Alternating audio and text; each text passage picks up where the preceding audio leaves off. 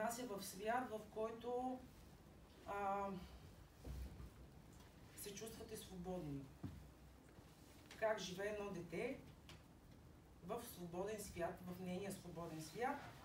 И тази ми е една от най-любимите.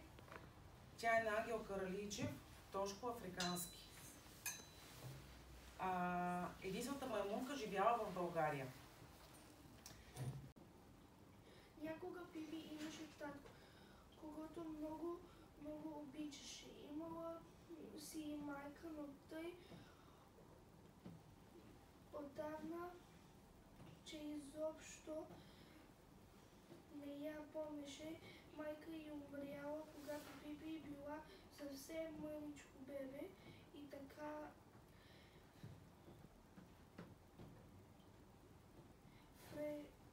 връщяла люлката, че никой не можел да се доближи.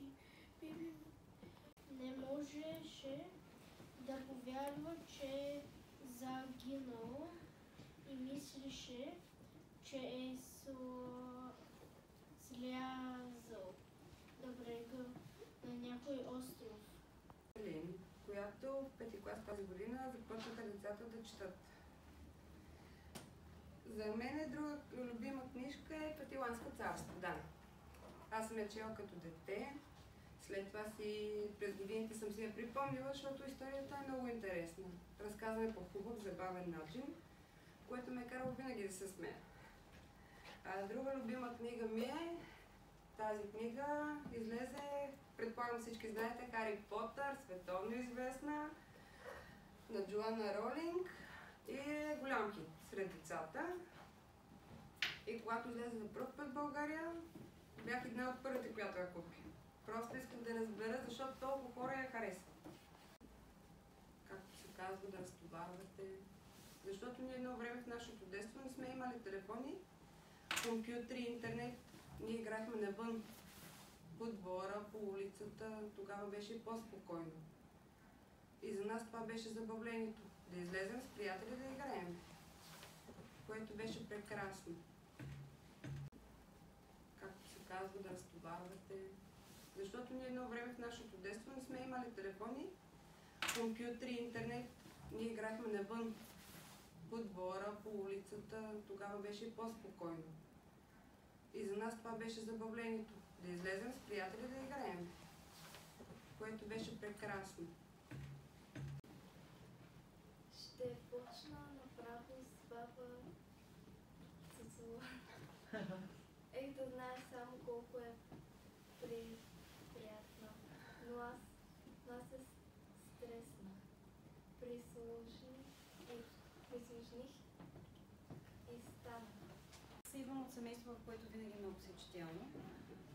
Моите баба и дядо, те не ми четяха, но ми разказваха приказки. Това, което съм запомнила особено от зимните вечери, с тях пред печката, топло е, чай, такъв домашен, и те ми разказват истории. Историите долу-горе бяха едни и същи, но винаги бяха разказани по един малко различен начин. Краят винаги беше различен и това много ми харесва, защото ми събуждаше въображението. Дългосрочно прави много голяма разлика. Мога да дам пример с моето дете, което не говореше английски, не говореше, извинявам се, български, до 4-5 годишен дума не обелваше на български, макар че откакто е роден му е говорено. Започнахме с българското училище, започна с госпожа Ташева, с читателския клуб и той всеки ден чете 10 до 15 минути на български.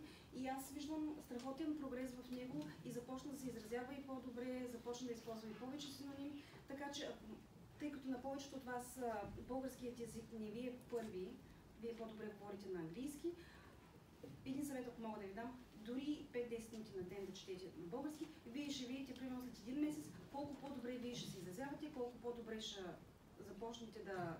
И в някакъв момент много дълбоко се надявам, че тази магия, която аз съм изпитвала с книгите и това потапяне, което съм имала, ще ви завладее вас, защото това е безценно.